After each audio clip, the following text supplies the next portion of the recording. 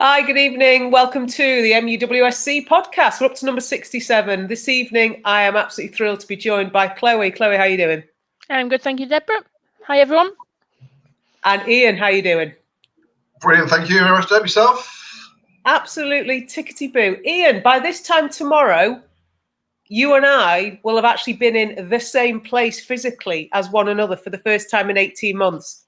I'm not going to go over it because I know that some people might be a little bit envious because I know I was at one point when I didn't think I was going. Good evening, John.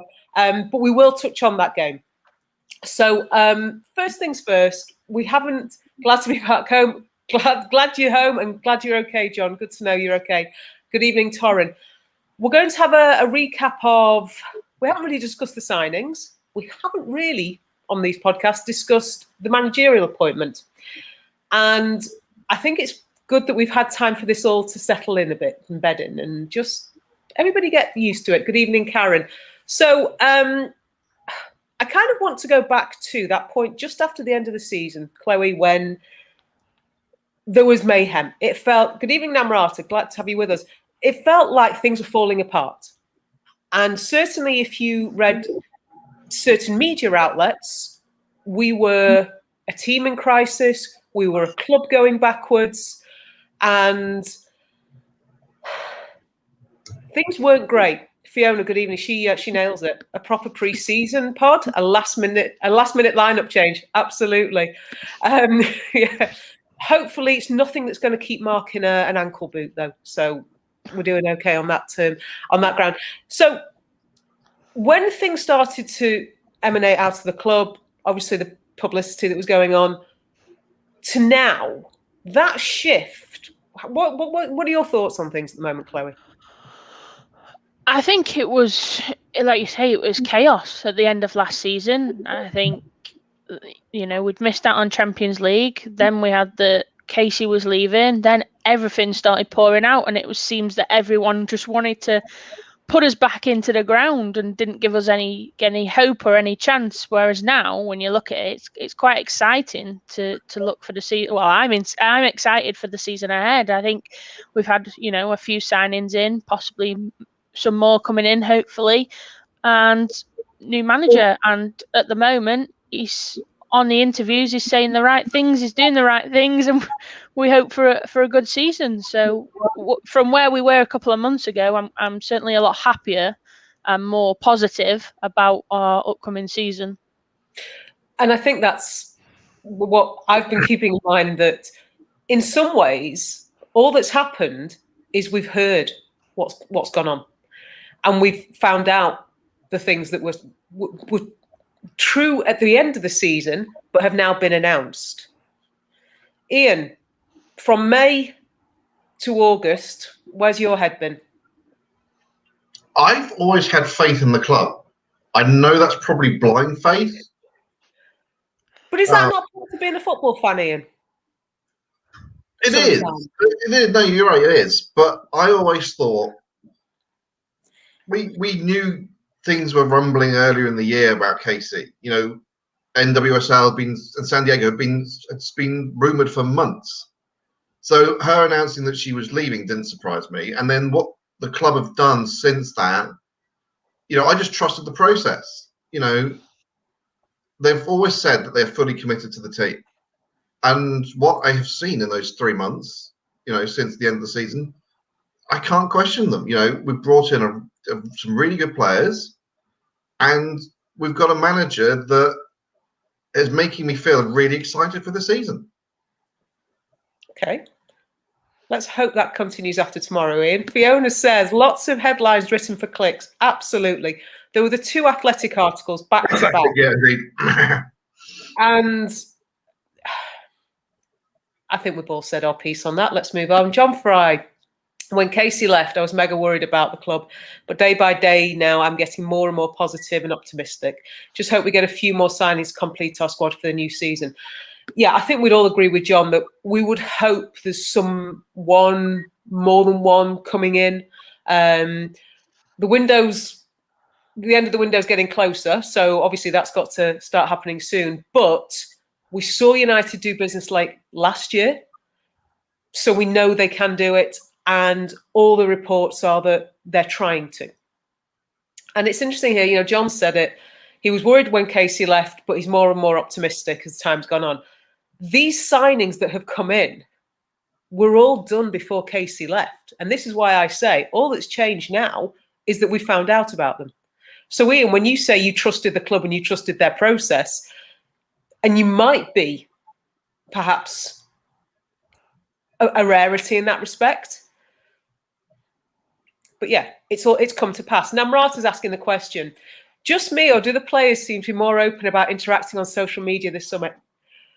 I had this conversation, and I'm not necessarily going to say what I said, but Ian, actually, you and I had one element of this conversation. You did. Things seem a bit relaxed at the moment. Would you agree so, Chloe? Definitely. I was actually thinking the same before I came on air. There's the videos that they've been putting out recently. They seem, like you said, relaxed. They seem free, and freedom is a key word, and positive. And I think that's echoing from them onto us as fans. They're kind of uplifting, but then you worry, is there too much of a bit of a lackadaisy coming in? But again, it's pre-season. That they need to gel as a team. I'd like to see it being positive and well gelled in the pre-season rather than hard hitting and disappearing off the scenes. It's an interesting point you make, that you need a balance. You don't want them to be too chilled, but you also don't want them to be too distant. Ian, you and I talked about actually that in the past, perhaps we as the fans were kept a little bit at arm's length. Whereas now there feels this sense of, we need you, we want you. And whether that's the fact that they've not had us in grounds for 18 months and maybe they'll change their minds and, by this time tomorrow, or that's just the way things are. I'll come back to you in a second, Ian, but Fiona says if we didn't have a proper structure in place, so for example, a director of football, then she'd have been worried. Now it's about more than one or two people. Absolutely. John wants to just let us know that Hannah Blundell apparently comes from the best place ever, Eastbourne.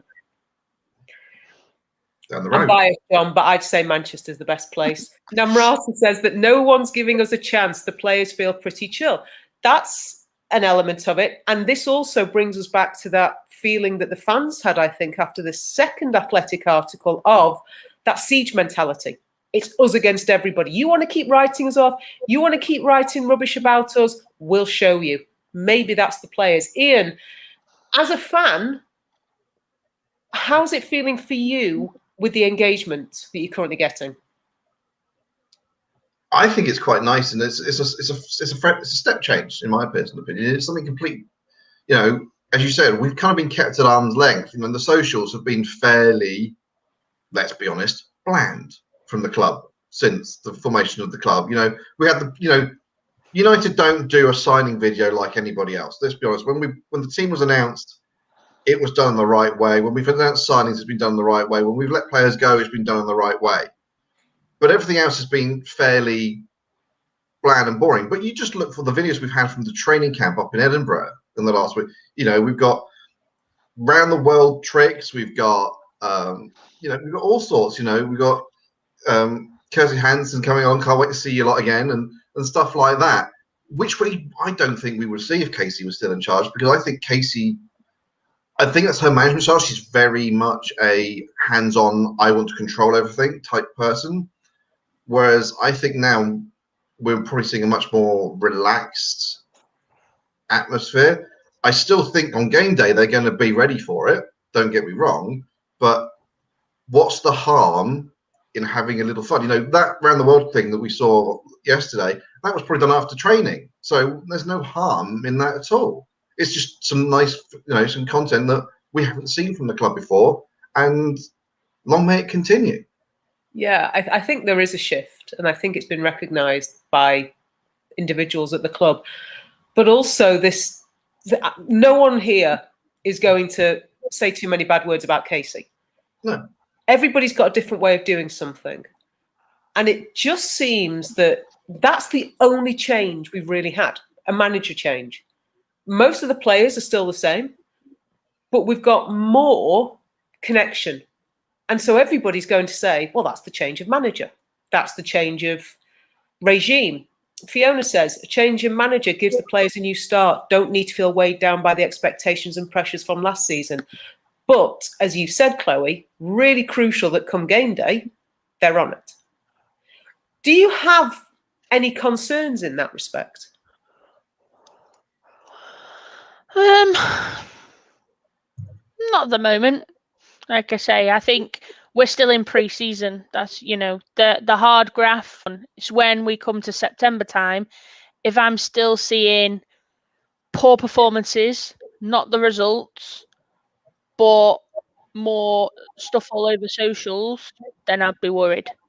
I think it's for me. It's about the balance. Right now, I'm not that issue. I'm happy to see them positive and they look refreshed. They look a team. They look together. There's not a bunch of a hierarchy of individuals. I think they're all, together as one at the moment, which has been nice to see. Absolutely. We've got a welcome from Jake, and I'm just going to say good evening to Jake. And can I ask the question? Because Jake has a couple of former United players who may be lining up against us tomorrow, and one of whom I hope doesn't go on a scoring spree. But Ian, do I ask? Are you potentially paying Jake out by the end of tomorrow? No. Shane, I've been really impressed with the new signing interviews. Just from what the players are saying, there's an air of confidence, and I'm here for that. Absolutely, Shane. We're all here for a bit of confidence. Also, Martha Thomas says she likes to get in the box, and basically she's currently player of the season. I think we've all heard Shane at matches when we could go shouting, "Get in the box!" John Fry, hopefully fans back in the stadium will bring the gap between fans and players closer together. Absolutely. Mark looks like he's brought some renewed energy to the team. Maybe because I think there were times the back end of last season, it looked flat. Players looked flat. Performances were flat. Ian, Namrata's also asking the question. Shane also says 3 own goals from Jane Ross, and it's that counts. Yes, that counts. That will count.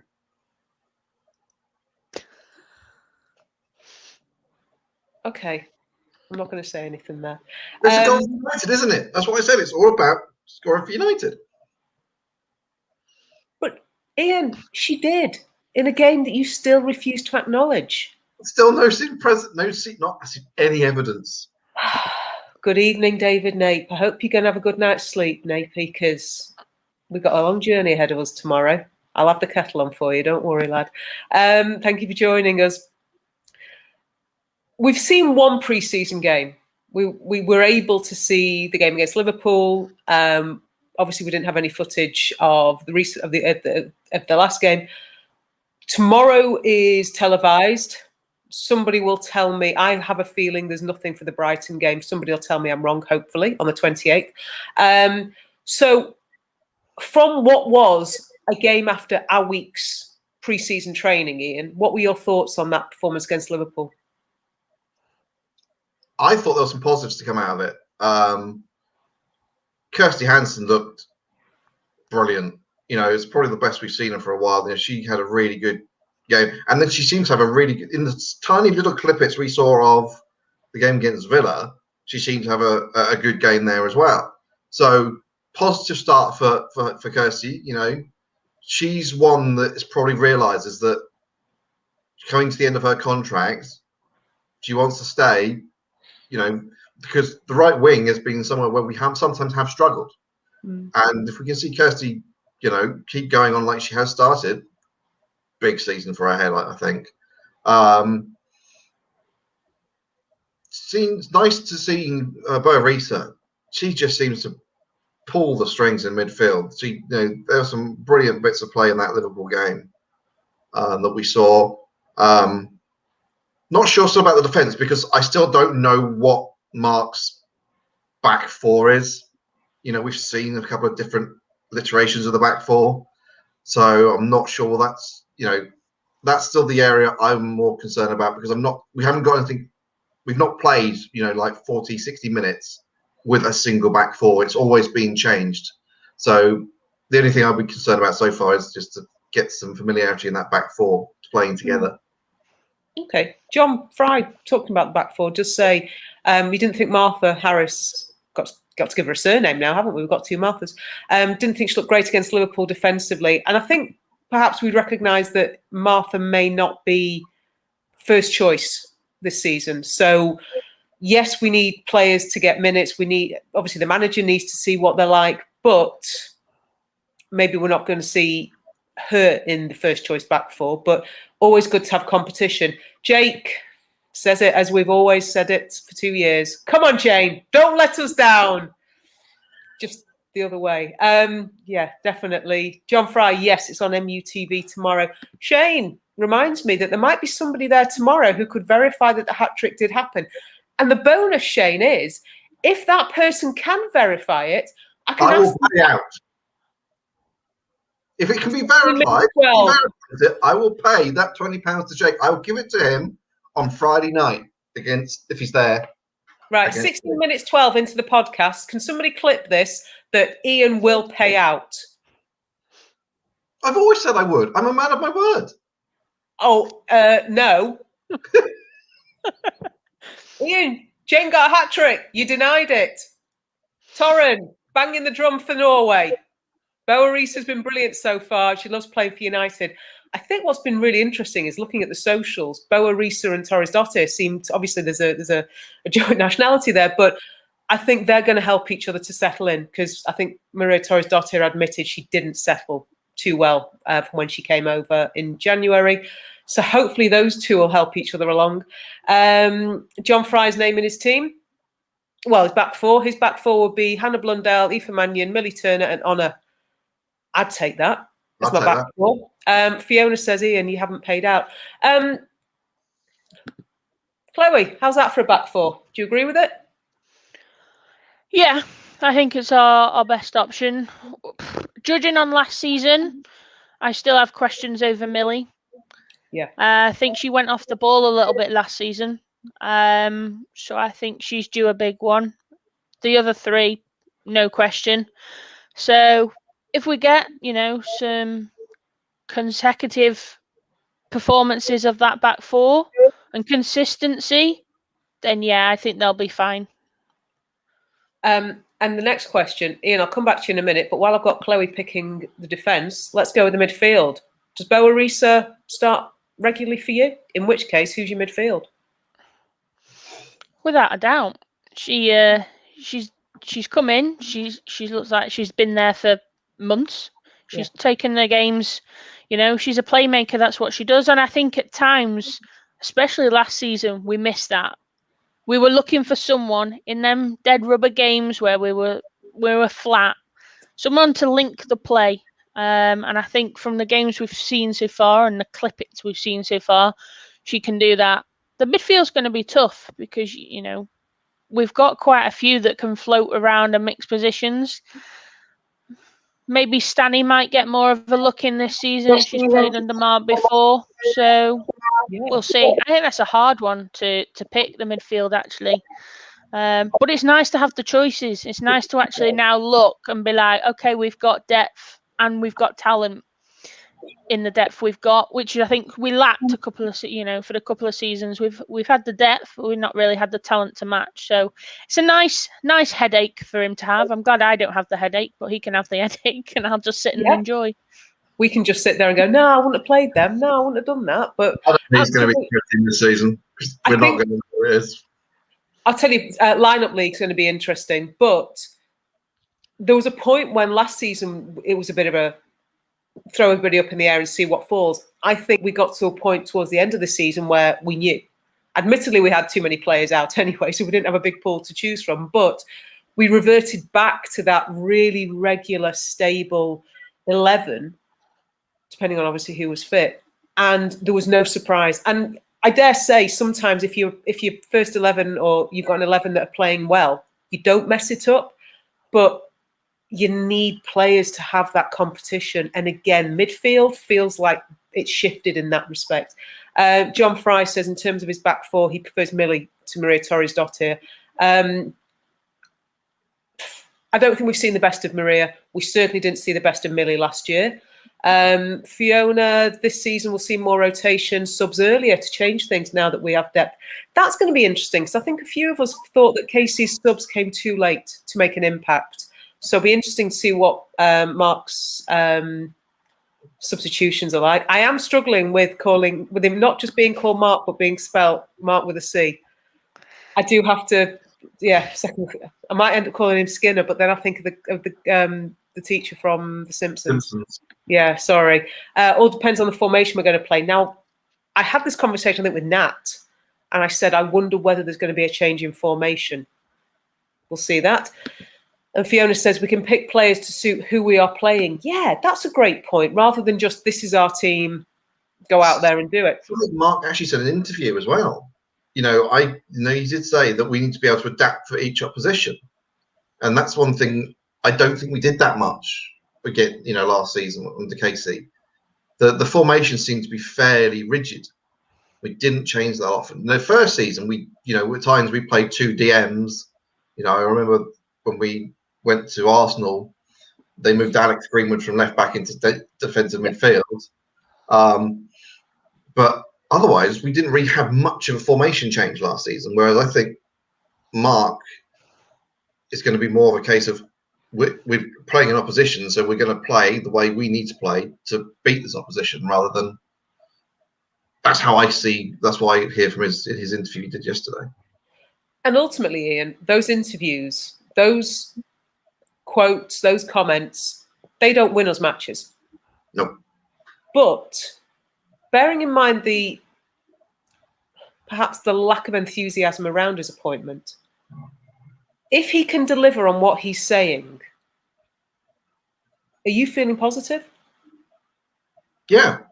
I would like another striker, I'll be honest. John Walker agrees with you. We still need forwards. John Fry agrees. We still need two more strikers. Sorry, Ian, I'm just going to stop you. Sang's with us. Hey. Yeah, the striking line is a little bit light. Out and out, was it Leslie, Ivana and Martha, really? Out and out? Yeah. So, yes. We've not seen anything really of Ivana because, unfortunately, our first season was injury-ridden. So we've not really seen Ivana. Obviously, Casey saw something in her to bring her in. So I just want to, I want to see that. We saw what Leslie did at the beginning of last season. So we know she's got it. And I think this is a chance for Martha to reset, because I don't think she got the service she deserved at West Ham. If you've got Leah whipping in a ball with her left foot from the left wing, and if Kirsty has a good season on the right, if Martha's that predator in the box, she could pick up a fair few. But we do need somebody else, because all it takes is one injury or two injuries, and it's I don't think anybody's going to disagree with you, but right now, Ivana, we haven't seen enough of, and the bits I have seen of her, she still needs time. Martha Thomas, I watched when she played for West Ham, and okay, she wouldn't have got the greatest amount of service and the best service, but she wasn't a player that made me think, ooh, let's start rubbing our hands together. I want to be really wrong on that and just say I didn't see enough of her. Leslie, we've seen bits of, but it's about staying fit. Chloe, for you, if they all stay fit, who's your first choice striker?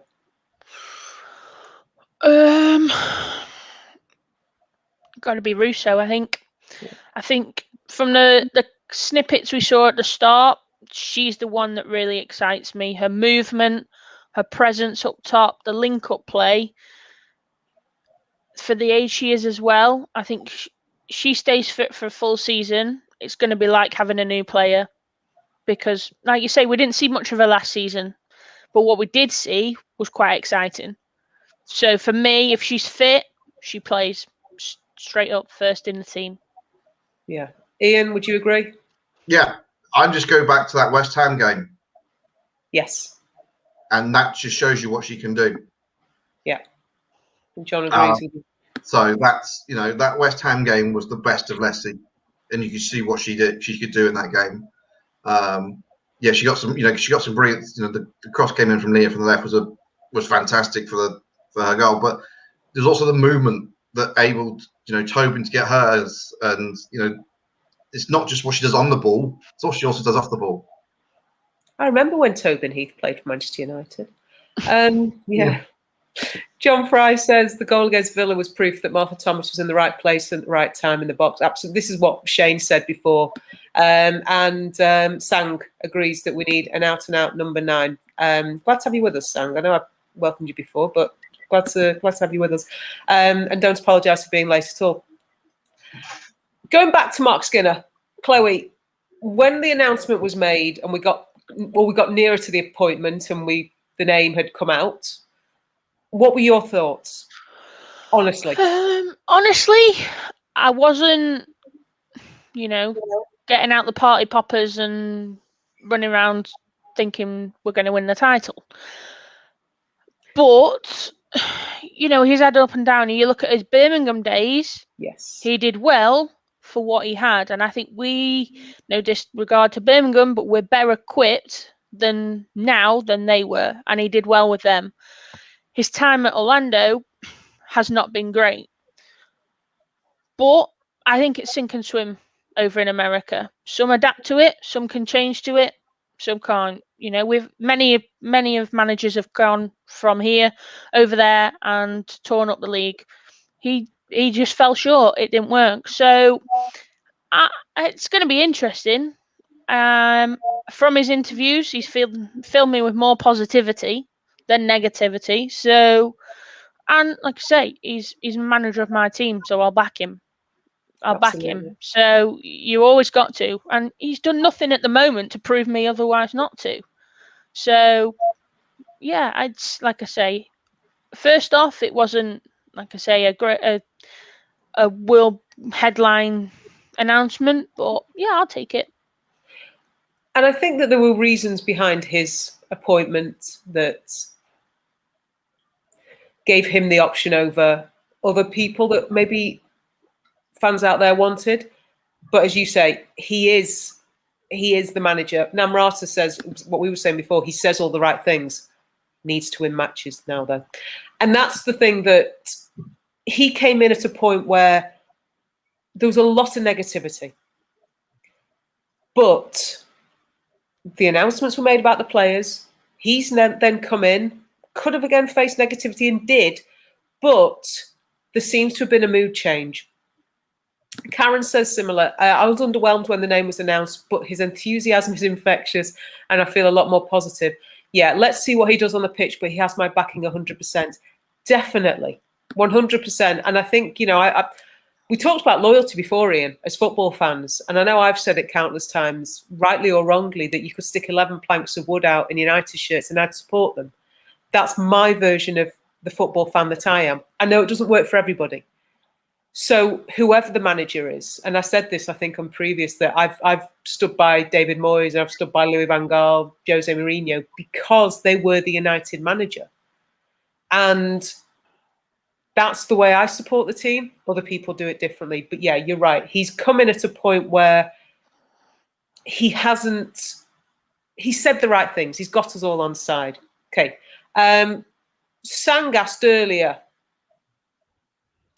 he asked John Fry, is there a youngster from the development who plays number 9? Well, Carrie Jones has played there, but I can't imagine her coming into the team as our first choice number 9. Maria Edwards is back with the squad, so that could happen. And Sang then asks the question, Ian, you can take it first. Earps or Bagley to start? I think Mary will start. Okay. Namrata says Mary. John Fry says Mary. Namrata goes back to say Earps to start the season, but Bagley playing some WSL games later on. At times, Ian, it's safe to say in watch-alongs, we were a little bit concerned about Mary's distribution. Is this what we now need? Rambo's gone out on loan, and obviously we wish her well at Birmingham for the season. But is Sophie Bagley a bigger push than Mary's had so far during her time as a United player? Probably.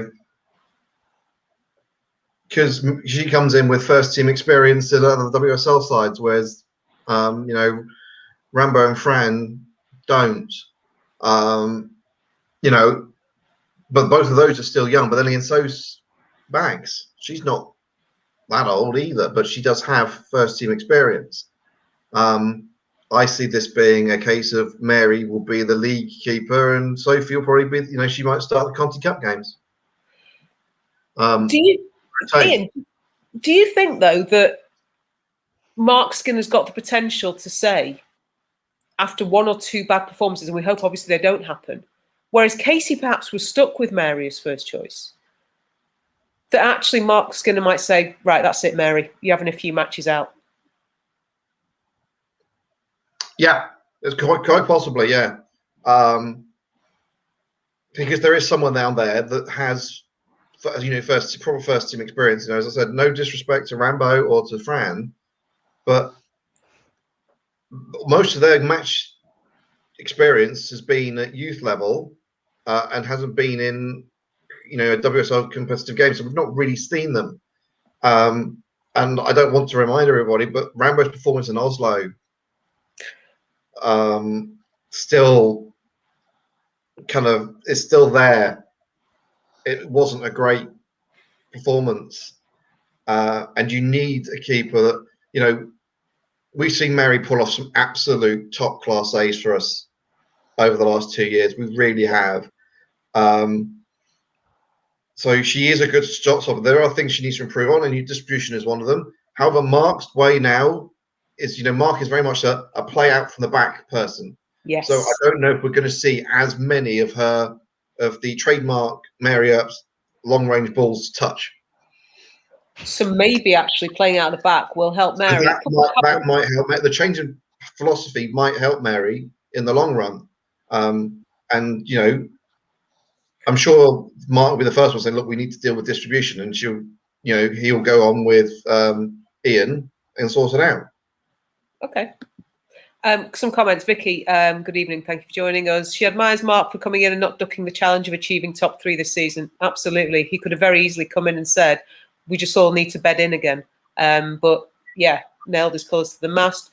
And then says that she loves the way Sophie Bagley kicks the ball. That was really one of the areas, I know from watch-alongs, that we would often comment on. Mark likes to play out from the back. She's not tall, but a bit of a sweeper keeper.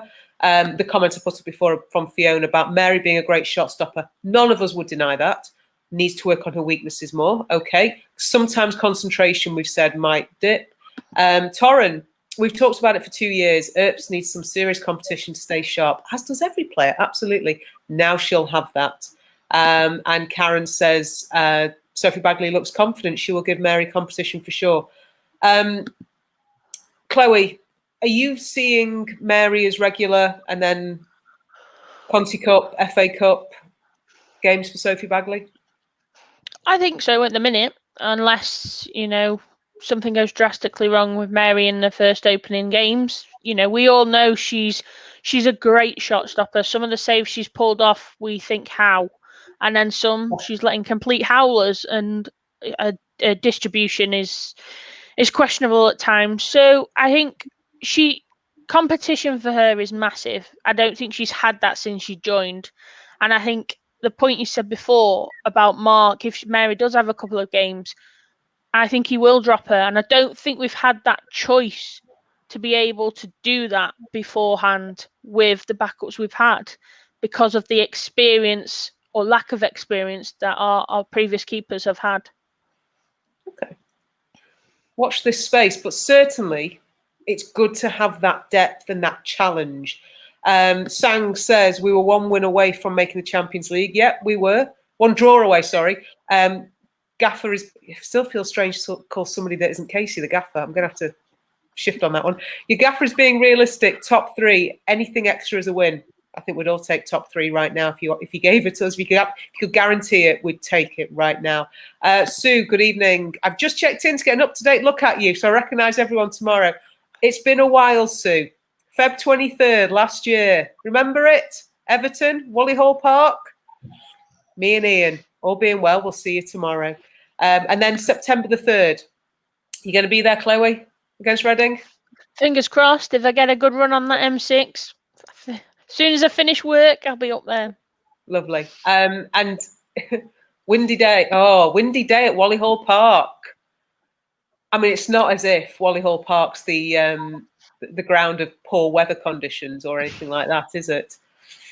So I remember that. I remember how windy it was. I remember the flags got really, really dirty that day. That's the knee slide. The knee slide, of course.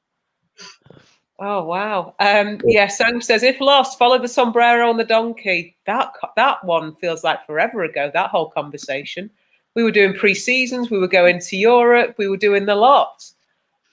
Wow. Yeah. Love Mary, but Sophie's here to take the number 1 spot. That's actually a really good point. Is Sophie Bagley going to be happy coming from playing first team, being first choice, to go in to be backup? We'll come back to that one. Shane says he remembers the 23rd of Feb last year. Sue was getting excited for the rugby on the journey back. Sue, if you want to answer that, please do so.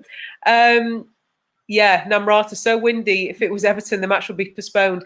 To be honest with you, I think they probably regret that they didn't manage to use this as an excuse. So they tried it again at another time and said there was a problem with the roof. Just saying. What do we rate? Anybody as well, if we want to start a poll on possible excuses for Everton games being postponed this year. Go. John Fry, I said all along, if we can get the next few weeks signing-wise, we'll challenge for second behind Chelsea. We must get the right signings. Interesting. And Jake remembers that Everton game, the band that we drowned out. Yeah, because that was their first game at Wally Hall Park. Yeah. I remember turning up because there'd been this real fanfare about it and thinking it was going to be some amazing venue. And we all rocked up and went, awful. This?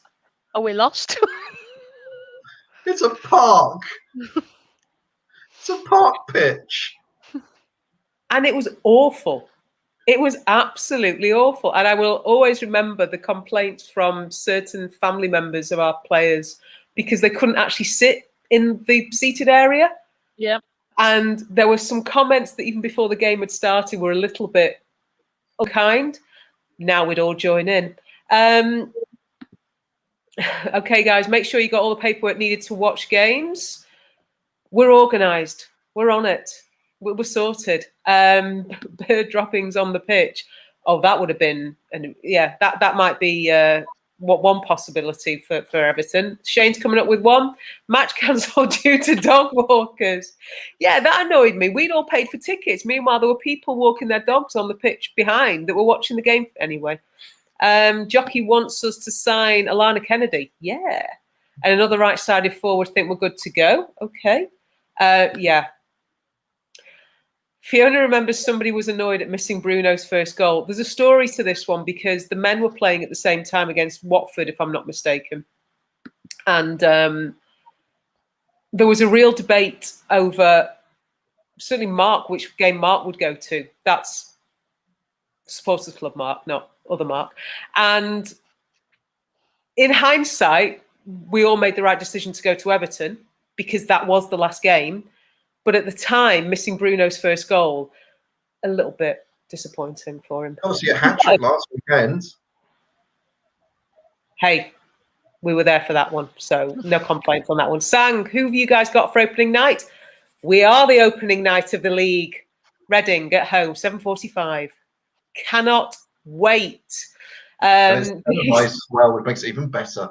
Their new players will be in for a shock. First game at City. Oh, against City at Goodison, and then they'll play at a literal park.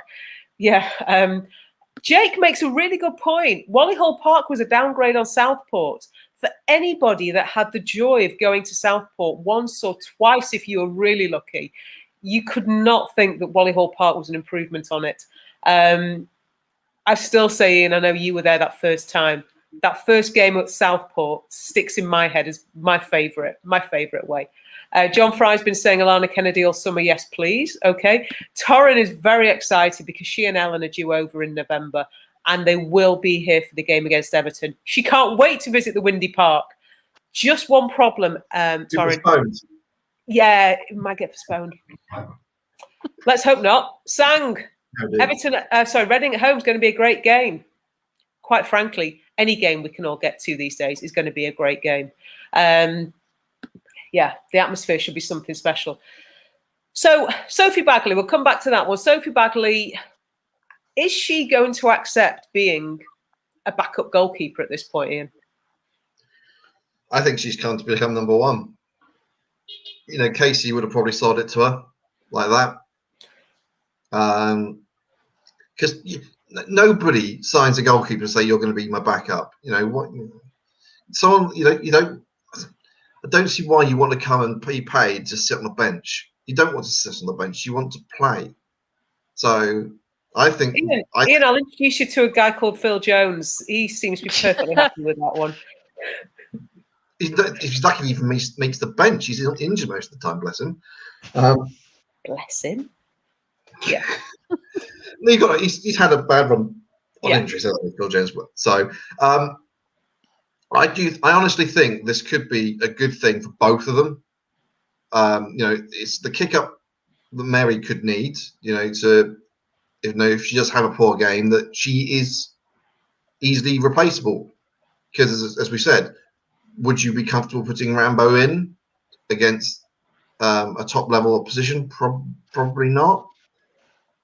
Whereas Sophie, you know, what I've seen of her in the Liverpool game in the second half, you know, she was actually coming out and collecting crosses. One thing we don't see Mary do that often.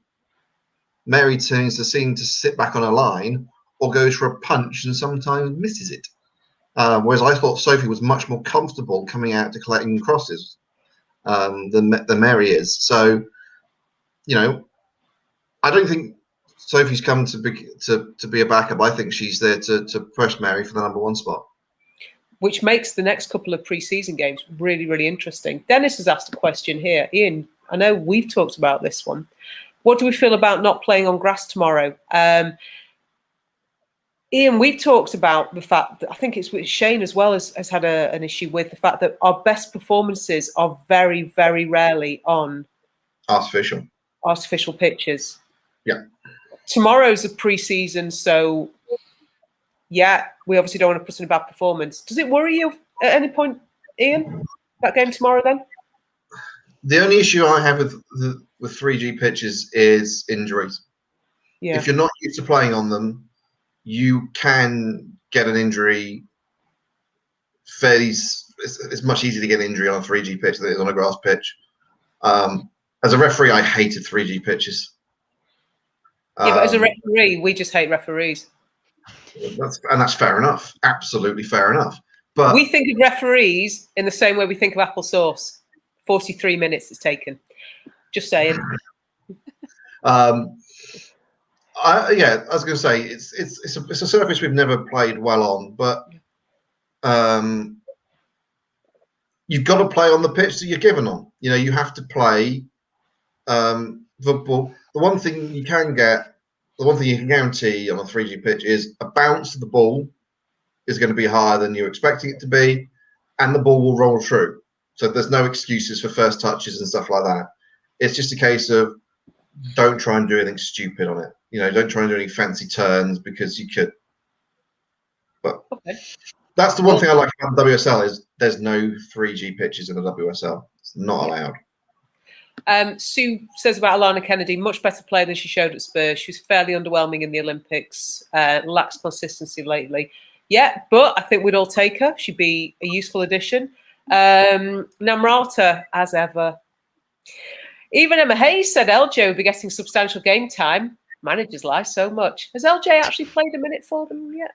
Do I? No? Okay. Sang, blaming me. He's snorting whiskey. Come on. Can't take the blame for everything.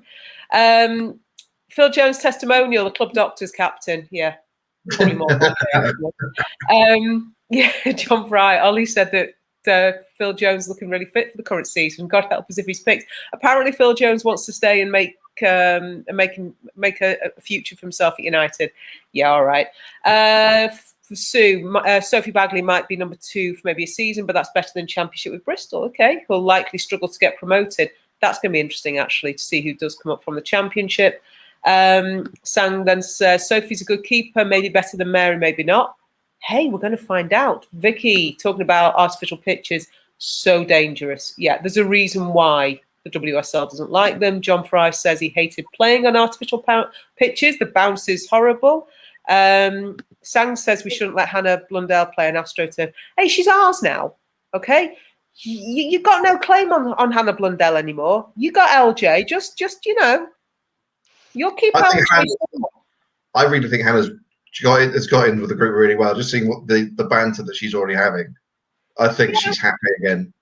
This is the thing. She's come to us. She'll be loved. She'll play regularly. In return, Chelsea have got LJ. Have they even realised she's with them anymore at the moment? Does she play? Nah, never mind. And some other comments on 3G pitches.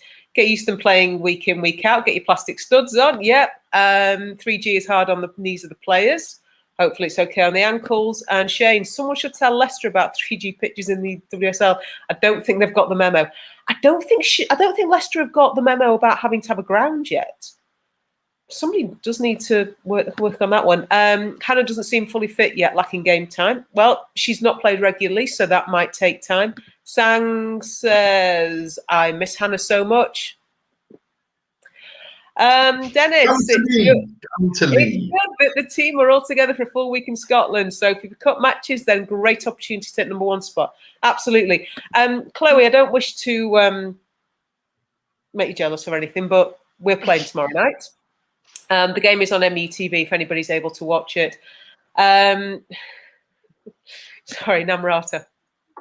I love Namrata's comments. Sang, I think you might need to sort out a visa for Nguyen. So, let's not worry about Hannah Blundell. Look after your own. How's that working out for you? Anyway, what do you want to see out of the game tomorrow?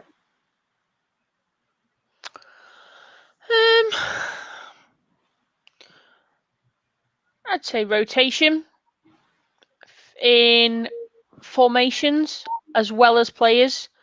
I think we touched on it before. I think we struggled for a plan B last year, and that's in a couple of games that cost us points and effectively cost us positions. So I think in pre-season, results aren't always the key thing for me. I like to see the change in performances, the players, the formations to set us up for the season. That's what they're there for. That's why it's pre-season, to give us options. And what I've also been very pleased about is the amount of trust he's putting in the youth and playing them in these pre-season games. Some of the youth players coming through. So I'd like to see a bit more of that. Like I say, results in pre-season, I don't tend to read into them too much, but a good performance and a rotation of players and formations just to set us up for the season, to know that, if them games at times when we're getting to the 65th minute and it's 0-0 and it's starting to look flat, we can change something, because that's what United are known for. When the going gets tough, we can still play. We always believe until the final whistle is blown, we can get something from it. And I think a couple of times last season, we were halfway through a game and thought, well, this is going to be another one of these games. We ain't getting nothing here. So that's what I look forward to in pre-season games, is seeing how he sets up for the season ahead. Results are great at this stage. Performances and minutes seem to matter more. Sue says, thanks for the reminder about METV set to record right now. Yeah, I'm assuming, I don't know this for certain, but they'll possibly also have a highlights package, maybe a half-hour recap. But if anybody can't see the game tomorrow, stick it on. If you have got METV, stick it on record. Sang says here, in 7 years of watching her, I assume we're talking about Hannah Blundell, she has never not given 100%. Have fun with LJ then. Vicky says, if we can't send forward, it'll be interesting to see if Jones and Simpson can be backups next season. Why not? Why not play Carrie Jones? Why not give her a chance? I think she needs to mature, but you're only going to do that from playing. One of them may go out on loan. I don't know. John Fry says 5-2 tomorrow. So I think he's going for 2-2, and then Jane comes on to score a hat-trick. of own goals. Namrata wants to see Fuso play. Yeah, be interesting to see what position Mark plays her. Absolutely. Striker or number 10. We've already, I think a couple of people have had that. Karen, she just wants us to get through the game intact. Yeah. I think after everything from last season, let's just get through there. Sang asks, is Fuso completely fit? I thought she's still injured. She's training. She's done some minutes as well. She's had some few minutes in the two games so far as well. And Russo's training as well. Whether she plays tomorrow is another issue, but she's training. Would be nice to see her have a few minutes. Sang, you have no idea how many of us are worried about LJ's work ethic. I was just saying, have fun with LJ. You know, you said it for me. Dennis tomorrow wants to see great first touch passing. Yeah, that'd be great. Jockey's going with 4-0 tomorrow to us. Namrata, by default, I always assume all our players are injured, so I'm always happy when they are fit. I think Namrata's version of lineup league could be more like a doctor's waiting room. Ian, what are you looking forward to seeing tomorrow from the team? I think I want slightly different to Chloe. I want to kind of like see 60 minutes of a set 11, if that makes sense. Get some time together, playing together, and then do your standard preseason change the 11 job. Because I cannot wait, Ian. Think about what you've just said. Oh no! No. Because for if anybody's not quite with me, Ian will be doing the Twitter feed live tomorrow on the MUWSC account. And, yeah, Mark, Ian needs the password. So what you're going to have to do, Ian, is do multiple substitutions. Yes. And I'm just going to remind you that we've got players whose names you do struggle with. So Ian wants to see all 11 switched out. When I record that meltdown and post it, we can all remind him of what he's just said. Okay? Not all together. Like 3 at a time, max. I hope there's multiple at the second time. Jockey asks, has Maria Edwards joined the squad? I've seen pictures of her out there, so I assume so. John says Russo needs minutes tomorrow to be fit for the season opening, otherwise she won't be match fit. This is true. Sang isn't drinking whiskey again while on this pod. I just tend to drown my sorrows afterwards, but yeah, okay. Namrata says that Maria Edwards and Carla Solskjaer are not named in the under-21 registered players. Make of that what you will. Yes. Oh, Ian, let us dream. Let us dream of Solskjaer coming on and playing and scoring for the women's team. Come on, Ian. 93rd minute winner, yeah. Knee slide. And Solskjaer has won it. Solskjaer literally won it. Sue says she doesn't want to see Leslie risk on the artificial pitch. I think we can absolutely do that. I think we can all stand by that, definitely. Jockey thinks Tooney will start. It'll be interesting to see where her fitness level's up to. She's back. Jackie's not. Maybe Jackie was given a bit of a holiday. I think because she's not seen family, has she? Because she's been stuck in this country. So I think she's probably given a bit Ian, more we're time. going to be there. We're better than family. Behave. Shane says, if anyone can tweet 11 substitutions, it's the man who tweeted every kick of a penalty shootout. Absolutely. And if that does happen, Ian, Fiona wants the exact matchup of players, so who's coming on for who. She doesn't just want a block of coming off and coming on. She wants player off for player on. Player off, player on. Okay? You've been told. I think they're going to board and know which ones for Ian, who. that is what your public are requesting. Those people who are not as fortunate as you to be at the game tomorrow are requesting the correct information. Most best. Ian, tomorrow's your first game for 18 months. Genuinely, what are you thinking about it?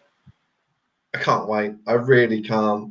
You know, as you said at the beginning, you and I have not been in the same place for so long.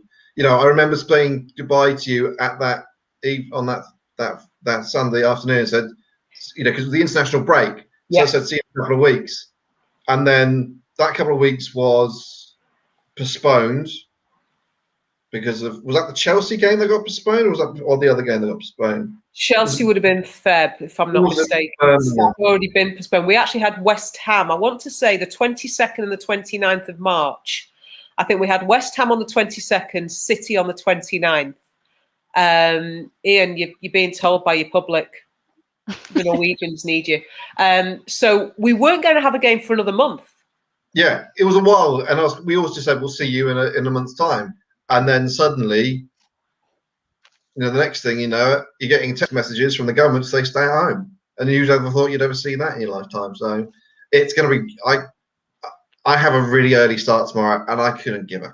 But I have to be up at that time to do it. Cannot use that as an excuse when you say, I haven't got a proper keyboard. How am I going to keep up with the substitutions? Dodgy typos are back, guaranteed. They've not been around for 18 months because I had a spell checker and everything. Cannot wait for some of Ian's dodgy typos. Dennis says, who plays in Scotland will be very revealing as to who's fit and well for the new season. Absolutely. Will also give us an indication of who may well be in line for a first team start against Reading. That's the idea. I think there were 400 tickets available for tomorrow. I'm not entirely sure whether they've all been sold. I'm told that, I was told yesterday that the Rangers fans think they make noise. Just going to leave that one there. Vicky's got a fix for you, Ian. Scribble the subs on a piece of paper, take a picture and upload. No, we're not going to give him an easy out. Sue asks, did Hayley Ladd go to Scotland? Pretty sure I've seen her on LJ's bike today. Yep. Okay. So she's there.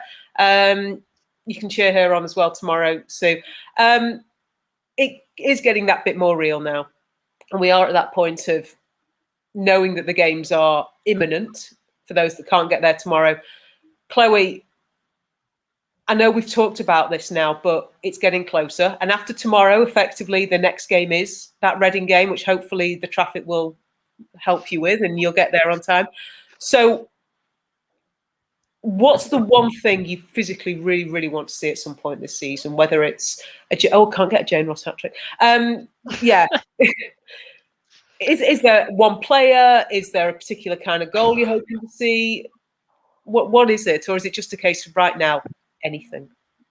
Do you know what? After 18 months, I am just, do you know what? Even if we lose to Reading on Friday, when we get that, I don't care. Don't care. Not that we're going to. I have every faith that we're going to win. Every faith. Right. But I don't care. I'm going to be in that ground. I'm going to be with the people who feel exactly the same way I do. I've not seen them in 18 months. The atmosphere is going to be absolutely electric.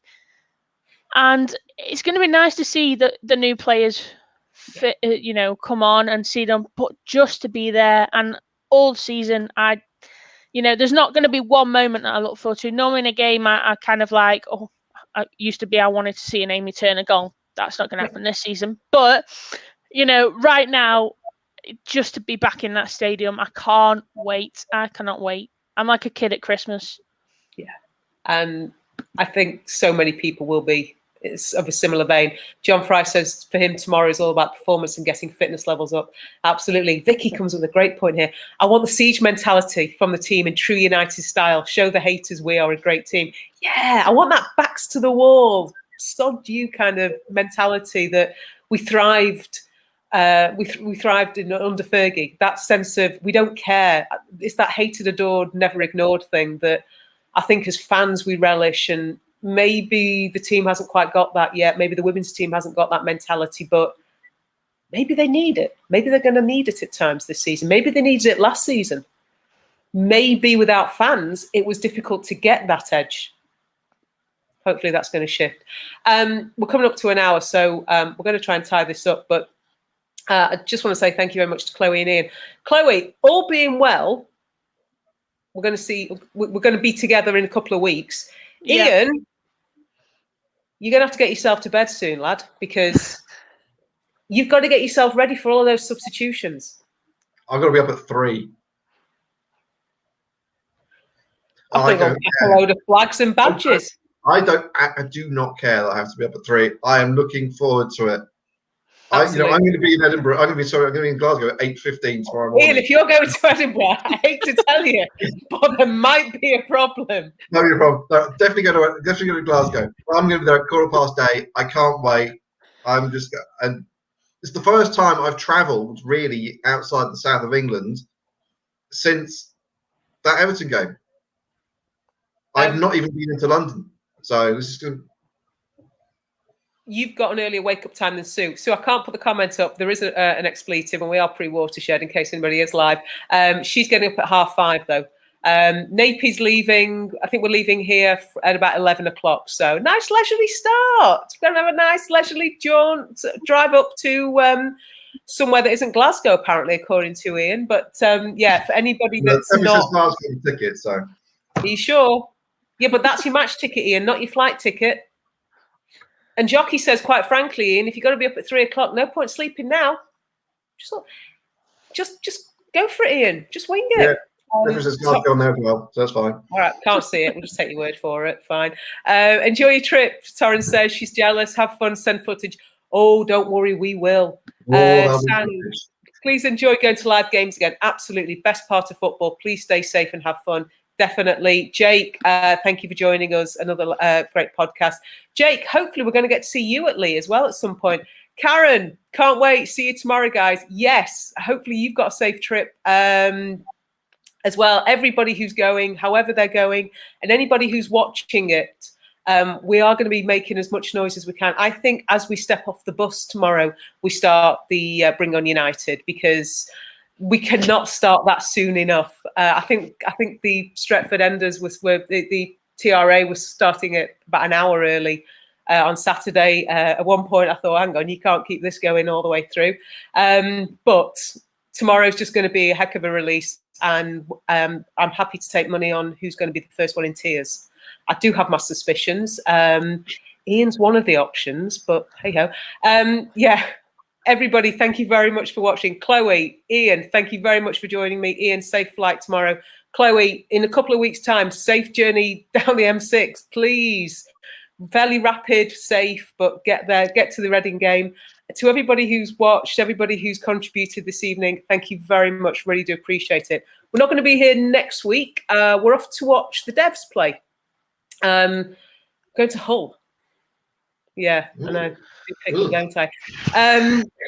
Tickets are available if anybody's tempted to go and watch the Devs. And then the following week, hopefully, we'll be back. Hopefully, Mark will be on for that one. Just looking ahead to the new season. We'll be 48 hours away from our first game, so it'll feel so much more real. But in the meantime, thank you, everybody, for watching. Thank you, Chloe. Thank you, Ian. And take care, everybody. We'll see you again soon. Good night. Bye-bye.